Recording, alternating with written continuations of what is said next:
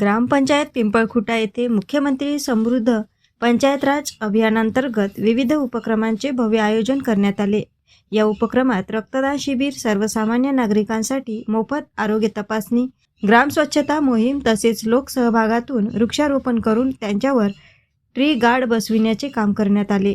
या कार्यक्रमांना मुख्याधिकारी बायस, पंचायत समिती अमरावतीचे विस्तार अधिकारी गवई यांनी भेट देऊन सुरू असलेल्या रक्तदान शिबिर व आरोग्य तपासणीची पाहणी केली।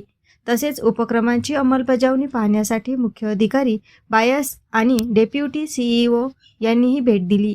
डेप्युटी सीईओ यांनी स्वतः वृक्षारोपण करून त्यावर ट्री गार्ड बसविले आणि ग्रामपंचायत पिंपळखुटा येथील आरोग्य अधिकारी डॉक्टर विवेक सुदेवाड व सरपंच राऊत, उपसरपंच पद्मा मेश्राम, सचिव पल्लवी रंगारी तसेच सर्व सदस्यांच्या कार्याचे कौतुक केले। कार्यक्रमाचे आयोजन यशस्वीपणे पार पाडण्यासाठी सूरज गंथळे यांनी विशेष परिश्रम घेतले असल्याने त्यांचेही यावेळी खास कौतुक करण्यात आले। अनेक वृद्ध नागरिक, महिला, पुरुष तसेच विद्यार्थ्यांनी आरोग्य शिबिराचा लाभ घेतला।